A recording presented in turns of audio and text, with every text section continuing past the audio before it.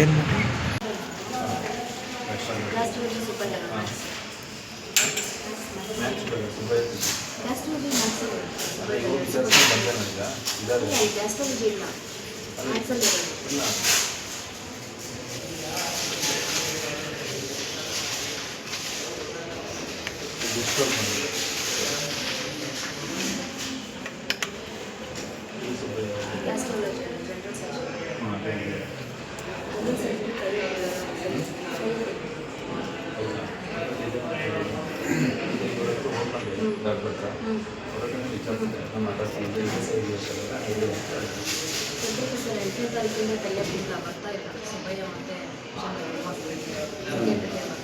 ಯಾಕೆ ಬರ್ತೀರ ಏನಾಗಿದೆ ಮೇಡಮ್? ಇವಾಗ ಏನಂತ ಹೇಳಿದ್ರೆ ಇಡೀ ಜಿಲ್ಲೆಯಲ್ಲಿ 3 ಹಾಸ್ಪಿಟ್ಲ್ ಇರೋದು, 100 ಕಿಲೋಮೀಟರ್ ಸರೌಂಡಿಂಗ್ಸೇ ಇಲ್ಲಿ ಬರ್ತಾರೆ. ಅವ್ರಿಗೆ ವ್ಯವಸ್ಥೆಗಳು ಸರಿಯಾಗಿ ಸಿಕ್ಕಿಲ್ಲ ಅಂತ ಹೇಳಿದ್ರೆ ESI ಅಮೌಂಟ್ ಹೆಂಗೆ ಹಾಕ್ಬೇಕು ಮೇಡಮ್? ಯಾಕೆ ESI ಪೇಷಂಟ್ಗಳಾಗಬೇಕು ಅಲ್ವಾ? ಆಮೇಲೆ ಇಲ್ಲಿ ನೋಡಿದ್ರೆ ಸರ್ವರ್ ಯಾವಾಗಲೂ ಡೌನ್ ಇರುತ್ತೆ, ಸರ್ವರ್ ಇರೋದಿಲ್ಲ. ಆಮೇಲೆ ಸರ್ವರ್ ಇಲ್ಲ ಅಂತ ಹೇಳಿದ್ರೆ ಇವ್ರು ಬಂದು ಕಾಯಬೇಕು, ಬೆಳಗಿಂದ ಕಾಯಬೇಕು, ಮತ್ತು ವಾಪಸ್ ಹೋಗ್ಬೇಕು. ಟೈಮಿಂಗ್ಸ್ ಕಾಯ್ತಾರೆ ಮತ್ತು ವಾಪಸ್ ಹೋಗ್ತಾರೆ. ಕೆಲಸಗಳೇ ಆಗ್ತಾ ಇರಲಿಲ್ಲ ಮೇಡಮ್. ಮತ್ತೆ ಏನಕ್ಕೆ ESI ಹಾಸ್ಪಿಟ್ಲ್ ಯಾಕೆ ಬೇಕು ನಮಗೆ ಅಂತ? ರೆಫರೆನ್ಸ್ ಇದ್ದಾಗ ಪೇಷಂಟಿಗೆ ಇಲ್ಲೂ ಮೆಡಿಸಿನ್ಸ್ ಎಲ್ಲ ಕೊಡ್ತೀವಿ, ಪೇಷಂಟನ್ನ ಇಲ್ಲೂ ಚೆಕ್ ಮಾಡಿ ಕಳಿಸ್ತೀವಿ, ಮೆಡಿಸಿನ್ಸ್ ಎಲ್ಲ ಅವೈಲೇಬಲ್ ಮಾಡ್ತೀವಿ. ರೆಫರೆನ್ಸ್ ಪೇಷಂಟಿಗೆ ತೊಂದರೆ ಇದ್ದರೆ ಸೆಕೆಂಡಿಗೆ ರೆಫರೆನ್ಸ್ ಮಾಡ್ತೀವಿ. ಸರಿ ಮೇಡಮ್, ರೆಫರೆನ್ಸಿಗೆ ಓಪನ್ ಆಗ್ತಾ ಇಲ್ವಲ್ಲ ಮೇಡಮ್? ಅದೇ ನೀವು ರೆಫರೆನ್ಸ್ ಮಾಡೋದಕ್ಕೆ ಓಪನ್ ಆಗ್ತಾ ಇಲ್ವಲ್ಲ? ಇದು ಸುಬ್ಬಯ್ಯ ಎಲ್ಲ ಸದ್ಯಕ್ಕೆ ಬರ್ತಾ ಇದೆ, ಸೆಕೆಂಡಿಗೆ ಬರ್ತಾ ಇಲ್ಲ. ಯಾಕೆ ಪ್ರತಿ ತಾಲೂಕಲ್ಲಿ ಇರಬೇಕು? ಬರೀ 3 ಇಲ್ಲಿ ಇಟ್ಕೊಂಡು ಎಲ್ಲ ತಾಲೂಕುಗಳನ್ನ ಇಲ್ಲಿಗೆ ಕರ್ಸೋಣ ಅಂತ ಕೆಲಸ ಯಾಕೆ ಮಾಡ್ಬೋದು?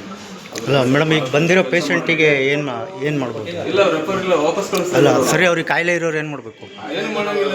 ಈಗ ದುಡ್ಡು ಕೊಟ್ಟು ಮಾಡಿಸ್ಕೋಬೇಕು, ಆಫರ್ಸ್ ಕೊಟ್ಟು. ಅದಕ್ಕೋಸ್ಕರ ಇದು ಹೋರಾಟ ಅದಕ್ಕೋಸ್ಕರ ನಡೀತಾ ಇರೋದು. ಅಮ್ಮನಿಗೆ ನಾನು ಈಗ ಅವ್ರಿಗೆ ಅಡ್ಮಿಟ್ ಮಾಡಬೇಕು, ಅಡ್ಮಿಟ್ ಎಮರ್ಜೆನ್ಸಿ ಇದೆ.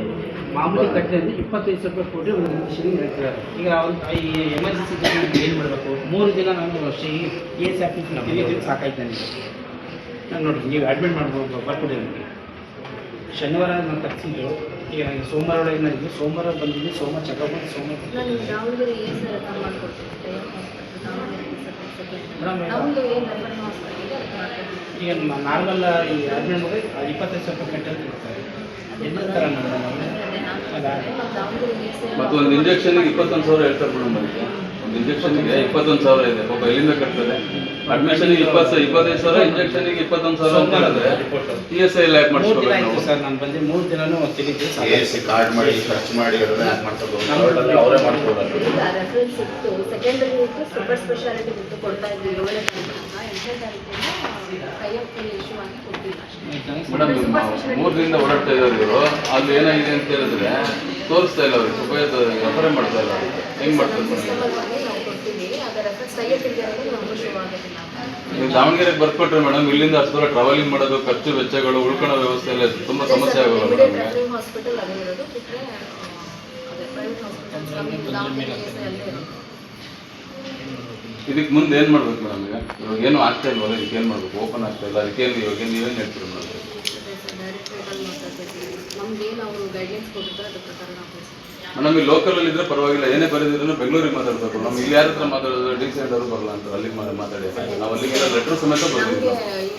MS ದಾವಣಗೆರೆ ದಾವಣಗೆರೆ MS ಇರ್ತಾರೆ, ಅವ್ರ ಹತ್ರ ಮಾತಾಡಬೇಕು. ನಮಗೆ ನಾನು ESI ಆಫೀಸಿಗೆ ಶನಿವಾರ ಬಂದೆ. ಶನಿವಾರ ಕಲ್ಸ್ಕೊಂಡು ಹೋದ್ಮೇಲೆ ಓಪನ್ ಆಯಿತು.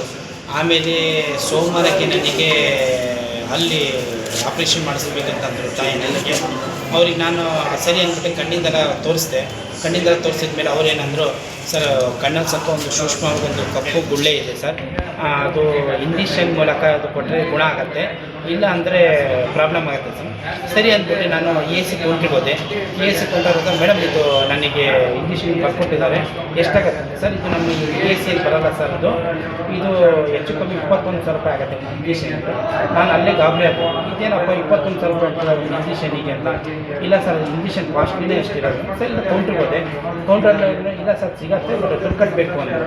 ಸರ್ ನಮ್ಮದು ESI ಇದೆ ಸರ್, ESI ದುಡ್ಡಲ್ಲಿ ನಾನು ಯಾಕೆ ಸರ್ 21,000 ರೂಪಾಯಿ ಕಟ್ಟಬೇಕು ಅಂತ ಕೇಳಿದೆ. ಇಲ್ಲ ಸರ್ ಅದೊಂದು ಬರೋಲ್ಲ, ಅದಕ್ಕೋಸ್ಕರ ಸರಿ ಅಂತ ESIಯಲ್ಲಿ ಅಡ್ಮಿಟ್ ಆದರೆ ಬರುತ್ತೆ ಅಂತ ಡಾಕ್ಟರ್. ಸರಿ ಅಂತ ಅಡ್ಮಿಷನ್ ಬರ್ಸ್ಕೊಂಬಂದು ನಿರಂತರ ಸಂಜೆ 4 ಗಂಟೆ ಸೋಮವಾರ ಬಂದೆ ಸರ್. ಸರ್ವರ್ ಡೌನ್ ಇದೆ ಅಂತ ಸರ್. ಸರಿ ಬಿಡು, ಸೋಮವಾರ ಅಥವಾ ಮಂಗಳವಾರ ಬಂದೆ. ಮಂಗಳವಾರ ಬಂದು ಅದೇ ಸೇಮ್ ಸರ್ವರ್ ಡೌನ್ ಅಂದರು. ಸರಿ ಬುಧವಾರನೂ ಬಂದು ಇವತ್ತು ಸರ್ ಬೆಳಿಗ್ಗೆ ಬಂದು ಇಂಟೀರಿಯರಿಗೆ ಅಲ್ಲೂ ಅದೇ ಸರ್ವರ್ ಡೌನ್ ಹಂಗಿದ್ದರೆ ನಮ್ಮ ತಾಯಿಯರಿಗೆ ಸೀರಿಯಸ್ ಥರ ಆದರೆ ನಾನು ಏನು ಮಾಡಬೇಕು ಕಣ್ಣಿ ಸ್ಪ್ರೆಡ್ ಆದರೆ ಏನು ಮಾಡಬೇಕು ಸರ್ ಯಾರು ಮಾಹಿತಿ ಕೊಡ್ತಾರೆ ಹಾಂ ನಮ್ಮ ಏನೋ ಅನಾಹುತ ಆದರೆ ಯಾರು ಜವಾಬ್ದಾರಿ ನಾನು ಹೇಳ್ತಾರೆ ಈಗ ESC ನಮ್ಗೆ ಇಮಿಡಿಯೇಟ್ಲಿ ನಮ್ಮ ಸ್ಯಾಲ್ರಿಯನ್ನು ಕಟ್ ಮಾಡ್ತಾರೆ ಇಮಿಡಿಯೇಟ್ಲಿ ಕಟ್ ಮಾಡಿದ ತಕ್ಷಣವೇ ನಮ್ಮ ದುಡ್ಡಿಗೆ ಇವರು ಸರ್ವರ್ ಡೌನ್ ಅಂದರೆ ನಾವೇನು ಮಾಡಬೇಕು ಇನ್ನೊಂದು ಈಗ ಜಸ್ಟ್ ಕೇಳಿದರೆ ಇಲ್ಲ ಸರ್ ಇಲ್ಲಿಗೆ ಬರೋಲ್ಲ ನೀವು ದಾವಣಗೆರೆ ಹೋಗಿರಿ ನೀವು ಅಲ್ಲಿ ದಾವಣಗೆರೆಗೆ ಕರ್ಕೊಂಡೋಗಿ ಕರ್ಕೊಂಡೋಗಿ ಗುಣಮುಖ ಮಾಡ್ಕೊಂಡ್ರೆ ನನಗೆ ನಿಂತಿತ್ತ ನನ್ನ ESCಲಿ ನಂದು ಶಿವಮೊಗ್ಗದಲ್ಲಿ ನಾನು ESCನಲ್ಲಿ ಅಲ್ಲಿಗೆ ಹೋಗಿ ಅಂತ ಅಲ್ಲಿಗೆ ನಾನು ಹೋಗಿ ಮಾಡಿ ಮತ್ತೆ ಸ್ಪೆಷಲಿಸ್ಟ್ ಮಾಡ್ಕೊಂಡು ಅದು ನನ್ನ ಖರ್ಚು ವೆಚ್ಚು ನನ್ನ ದುಡ್ಡಲ್ಲಿ ಇವರು ಆಟ ಆಡ್ತಾರೆ ಅಂತಂದರೆ ನಾವು ಜನಸಾಮಾನ್ಯರಿಗೆ ನಾವು ಏನು ಮಾಡಬೇಕು ಸರ್ ರೋಗಿಗಳು ಬೇರೆ ರೋಗಿಗಳೆಲ್ಲ ಬರ್ತಿದ್ದಾರೆ ಅವರು ಅದೇ ಹೇಳ್ತಾರೆ ಸರ್ ನಾನು ಕಾರ್ಗಲಿಂದ ಬಂದೆ ಕೊಡೂರಿಂದ ಬಂದೆ ಚಿಕ್ಕಮಗಳೂರಿಂದ ಬಂದೆ ಅಂತ ಹೇಳ್ತಿದ್ದಾರೆ ಅವ್ರು ಹೇಳ್ತಾರೆ ನಿನ್ನೆ ಮೊನ್ನೆಯಿಂದ ಬರ್ತಾಯಿದ್ದೀನಿ ಅಂತಿದ್ದಾರೆ ಇಲ್ಲಿ ನೋಡಿದೆ ಇವ್ರು ಸರ್ವರ್ ಡೌನ್ ಅಂತಾರೆ ಸಿಸ್ಟಮ್ಮು ಎತ್ತು ಹೋಗಿಸ್ಬೇಕು ಸರ್ ನಾನು ಹೇಳೋದು ಇಲ್ಲಿ ನಮಗೆ ಸರಿನೇ ಆಗ್ತಾಯಿಲ್ಲ ESCಯಲ್ಲಿ ಭಾಳ 90 ವರ್ಷ 4 ತಿಂಗಳಿಂದ ಅದೇ 4 ತಿಂಗಳು ಅದೇ ಆಗ್ತಾಯಿರೋದು ನಮಗೆ ಭಾಳ ತೊಂದರೆ ಆಗ್ತಾಯಿದೆ ಅದು ಅದಕ್ಕೋಸ್ಕರ ದಯಮಾಡಿ ಸರ್ಕಾರ ಎಚ್ಚೆತ್ಕೊಳ್ಳಬೇಕು ಇಲ್ಲ ಇದು ಹೆಣದ ಮೇಲೆ ಆಟ ಆಡ್ತಿದ್ದಾರೆ ಸರ್ ಸರ್ಕಾರ ಯಾರ್ದಾರು ಹೆಣ ಹೋಗಬೇಕು ಅವಾಗೆ ಅವ್ರದ್ದು ರಾಜ್ಯ ಸರ್ಕಾರ ಹೆಣದ ಮೇಲೆ ಆಟ ಆಡ್ತಿದ್ದಾರೆ ದಯಮಾಡಿ ಇದು ಗಮನಿಸಬೇಕು ಮತ್ತು ESC ಹಾಸ್ಪಿಟಲ್ ಅಂತ ಹೇಳ್ತಿದ್ದಾರೆ ಶಿವಮೊಗ್ಗದಲ್ಲಿ ಕಟ್ತದೆ ಅಂತಾರೆ ಅದು ಇನ್ನೂ ನನ್ನ ಪ್ರಕಾರ ಇನ್ನೂ ರಿಲೀಸ್ ಆಗಿಲ್ಲ ಇದು ಎಲ್ಲಿ ಬಿದ್ದಿದೆ ಅಲ್ಲೇ ಬಿದ್ದಿದೆ ಏನು ಕಾರ್ಯಕ್ರಮ ನಡೆದು ಗೊತ್ತಾಗ್ತಾಯಿಲ್ಲ ಜನಸಂಖ್ಯೆ ಭಾಳ ತೊಂದರೆ ಆಗ್ತಾಯಿದೆ ದಯಮಾಡಿ ಸರ್ಕಾರ ತೆಚ್ಕೊಳ್ಬೇಕು ಇಲ್ಲಾಂದರೆ ಇದು ಭಾಳ ತೊಂದರೆ ಆಗ್ತಾಯಿದೆ ಇಮಿಡಿಯೇಟ್ಲಿ ಸೀರಿಯಸ್ ಪೇಷಂಟ್ಗಳಿಗೂ ಆಗ್ತಾರೆ ಸರ್ ESC ಓಪನ್ ಆಗ್ತಾರೆ ಅಂತಿದ್ದಾರೆ ಡಾಕ್ಟ್ರು ಪೇಪರಲ್ಲಿ ರೆಫರನ್ನು ಬರ್ಕೊಡ್ತೀನಿ ಅಂದರೆ ಅಲ್ಲಿ ತಗೊಂತಾರೆ ಅಕ್ಸೆಪ್ಟ್ ಮಾಡ್ತಾರಲ್ಲ ಅಲ್ಲಿ ಇಲ್ಲ ಸರ್ ನೀವು ರನ್ನಿಂಗ್ ಲೆಟ್ರ್ ತಗೊಂಡು ರೆಫರಲ್ ಲೆಟ್ರ್ ತಂದರೆ ನಾವು ಅಕ್ಸೆಪ್ಟ್ ಮಾಡ್ತೀವಿ ಪೇಪರಲ್ಲಿ ಬರ್ಕೊಡಲ್ಲ ಅಂತ ಹೇಳ್ತಿದ್ದಾರೆ ಒಂದು ಚೀಟೆ ಬರ್ಕೊಟ್ರು ಸರ್ ಇವತ್ತು ಒಬ್ಬರು ಪೇಷಂಟಿಗೆ ಮತ್ತು ವಾಪಸ್ ಬಂದಿದ್ದಾರೆ ಹಂಗಿದೆ ಸೀರಿಯಸ್ ಪೇಷಂಟಿಗೆ ದುಡ್ಡು ಕಟ್ಟಿ ಮಾಡಬೇಕು ಇಲ್ಲ ಅಂದರೆ ಸಾಯಬೇಕು ಅದಕ್ಕೆ ಎಚ್ಚೆತ್ತುಕೊಳ್ಬೇಕು ನಾವು ದಯಮಾಡಿ ESCದು ಸರಿಯಾಗಿ ಆಗೋರಿಗೂ ಭಾಳ ತೊಂದರೆ ಆಗಿದೆ ಸರ್ ಆದಷ್ಟು ಬೇಗ ಆಗಬೇಕು ಇಲ್ಲಾಂದರೆ ಭಾಳ ಜನನೇ ಆಕ್ರೋಶವಾಗಿ ನಿಲ್ತೀವಿ ಸರ್ ಅದಂತೂ ನಿಜ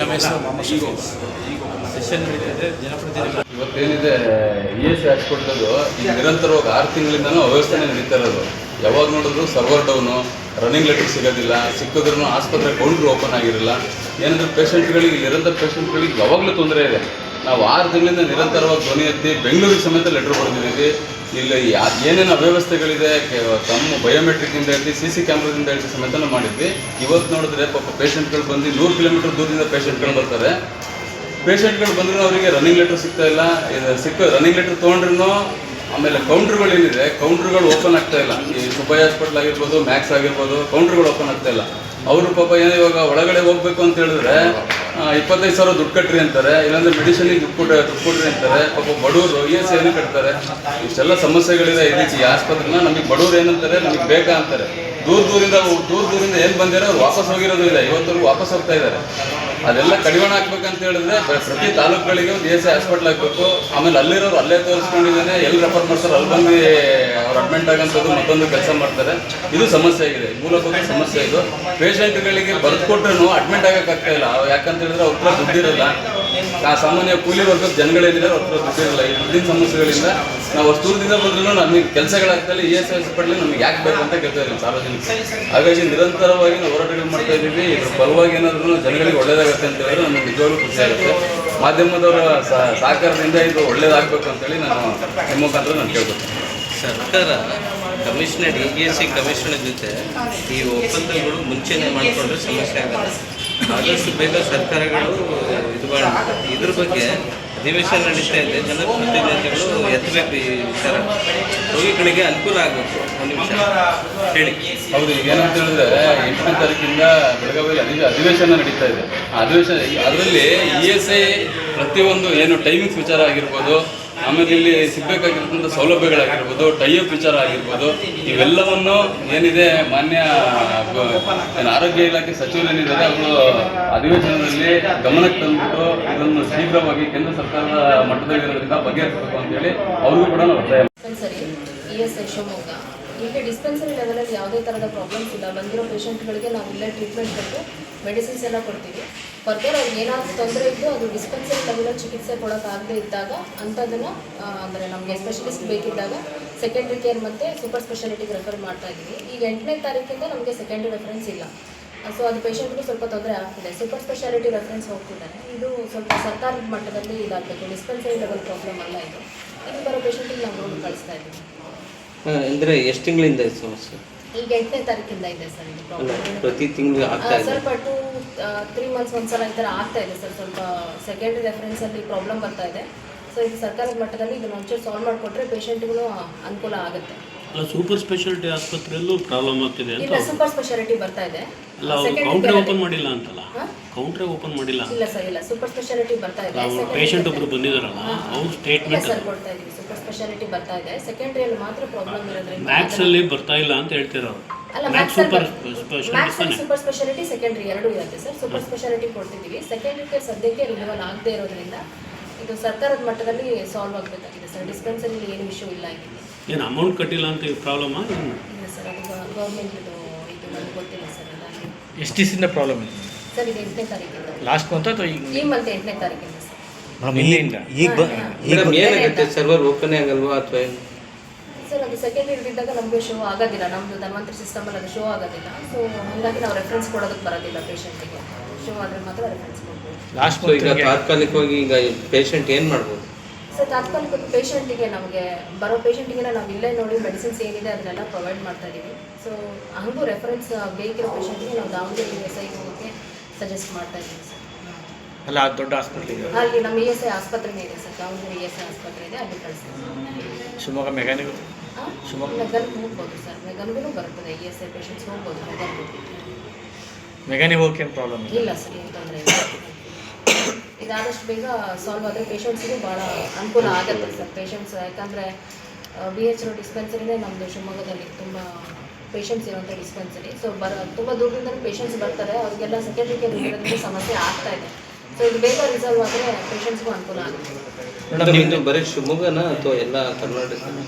ಸರ್ ಇದು ಶಿವಮೊಗ್ಗದ ಅಷ್ಟೇ ಪ್ರಾಬ್ಲಮ್ ಅಲ್ಲ ಸೆಕೆಂಡ್ರಿ ಕೇರ್. ಇದು ಆಲ್ ಓವರ್ ಕರ್ನಾಟಕದಲ್ಲಿ ಸೆಕೆಂಡ್ರಿ ಕೇರ್ ಟೈಪ್ ಇಲ್ಲದೆ ಇರೋದ್ರಿಂದ ಇದು ಸಮಸ್ಯೆ ಆಗ್ತಾ ಇದೆ ಸರ್.